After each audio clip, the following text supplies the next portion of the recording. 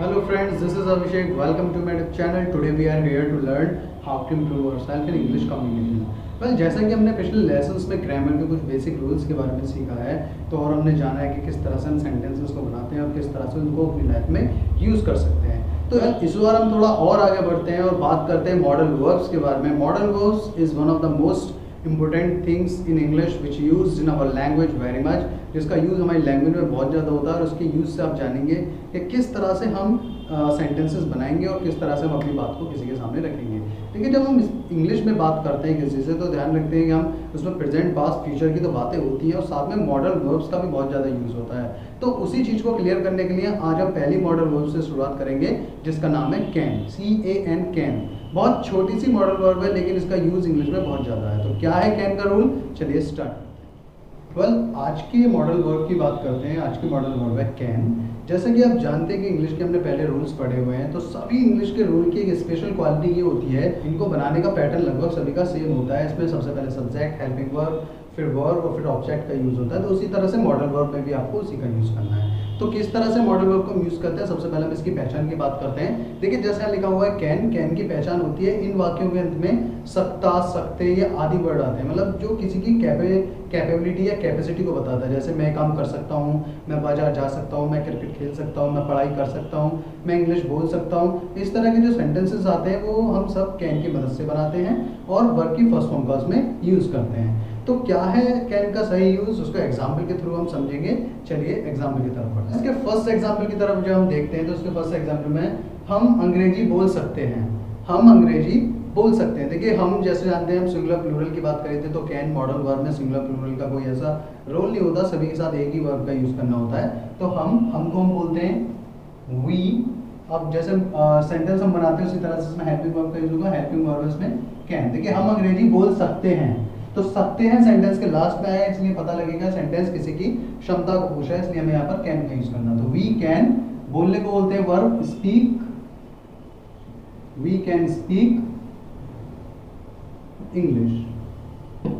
बहुत सिंपली आप इससे रिलेटेड सारे सेंटेंसेस बना सकते हैं और घर बैठे बैठे बहुत ज़्यादा प्रैक्टिस कर सकते हैं, जिसकी मदद से आप इजीली कैन का यूज सीख सकते हैं। इसी तरह से हम नेक्स्ट एग्जाम्पल की तरफ बढ़ते हैं। तुम यह कार्य नहीं कर सकते हो। नेगेटिव सेंटेंस है, बहुत सिंपल, आप इसको बना सकते हो, तुम यह कार्य नहीं कर सकते हो। देखो, नेगेटिव में दो कंडीशन से आप इसका सेंटेंस बना सकते हो, एक कैन नॉट और दूसरा कांट की मदद से। तो हम इसको सेंटेंस बनाते हैं, तुम यह कार्य नहीं कर सकते। तो तुम मतलब you,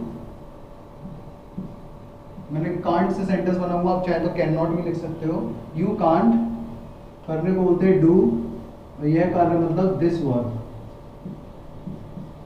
you can't do this work. देखिए, इंग्लिश में सबसे ज़्यादा अगर मैं सिंपल रूल की बात करूं तो मॉडल वर्ब्स ही होती है, और मॉडल में भी सबसे ज़्यादा सिंपल कैन का यूज़ होता है, उसका हमारी लैंग्वेज में बहुत ज़्यादा यूज़ होता है। नेक्स्ट एग्जाम्पल की तरफ बढ़ते हैं। क्या मैं तुम्हारी मदद कर सकता हूँ। क्या मैं तुम्हारी मदद कर सकता हूँ। देखिए, सेंटेंस जब क्या से स्टार्ट हो रहा है तो हेल्पिंग वर्ब इसमें आपको पहले लिखनी है, और हेल्पिंग वर्ब इसमें कैन। तो सबसे पहले हम इस सेंटेंस को कैन से स्टार्ट करेंगे। सबसे पहले हम इस सेंटेंस को कैन से स्टार्ट करेंगे। कैन में, क्या मैं तुम्हारी मदद कर सकता हूँ। तो can I help, can I help you, can I help you. देखिए, यहाँ आप चाहे तो कुड, मे वगैरह का यूज कर सकते हैं, जिससे पता लगेगा कि आप एक शिष्टाचार या कोई एक अच्छी क्वालिटी की बात कर रहे हैं। लेकिन जब आप बोलेंगे कैन आई हेल्प यू, तो इट मीन्स हम सामने वाले को ये पूछना चाह रहे हैं, क्या मैं इतना कैपेबल हूँ कि आपकी इस चीज़ में मदद कर सकता हूँ। Can I help you, do you think I am this much capable that can I help you. तो इन दैट कंडीशन आप यहाँ पे बोल सकते हैं कैन आई हेल्प यू। अगर आप बोलते हैं मे आई हेल्प यू, तो it means you are asking him, do you need a help, कि मैं आपकी मदद कर सकता हूँ, एक पोलाइट वे में आप पूछें। लेकिन can I help you, it means do you think I am that much capable that can I help you. In that condition आप इसका यूज कर सकते हैं। नेक्स्ट सेंटेंस है हमारा, राहुल कार क्यों नहीं चला सकता है। राहुल कार क्यों नहीं चला सकता। इंट्रोगेटिव क्वेश्चन वर्ड वाला सेंटेंस है। सबसे पहले हमें क्वेश्चन वर्ड को पहले लेना है, वो है क्यों, वाई। अब देखिए, इसको आप बना सकते हैं वाई कैन, फिर हेल्पिंग वर्ब आएगी Rahul. Why can Rahul not drive car. Why can Rahul not drive car. Interrogative question word बिल्कुल पहले के रूल्स की तरह ही है। सबसे पहले इंट्रोगेटिव क्वेश्चन वर्ड आपको लिखना है, उसके बाद आपको फिर जो उसके हेल्पिंग वर्ब है वो लिखनी है, फिर सब्जेक्ट, फिर नॉट, अगर सेंटेंस नेगेटिव होता है नॉट, फिर ऑब्जेक्ट वगैरह लिखने हैं। इसके लास्ट एग्जाम्पल की तरफ बढ़ते हैं जो कि बहुत सिंपल एग्जाम्पल है और काफ़ी ज़्यादा यूजफुल भी है, इसको हम अपनी रेगुलर लाइफ में भी यूज़ करते हैं। लास्ट एग्जाम्पल को हम देखते हैं, इसमें है तुम आज यहाँ रुक सकते हो। तुम आज यहाँ रुक सकते हो means somebody is getting late, so आप उसको बोल रहे हैं कि तुम आज यहाँ रुक सकते हो। तो इस कंडीशन में इसमें भी आप कैन का यूज़ करेंगे, तो तुमको बोल दें हम यू कैन, रुकने को बोल दें stay, you can stay here, you can stay here, तुम यहाँ रुक सकते हो। और आज रात के लिए टुनाइट।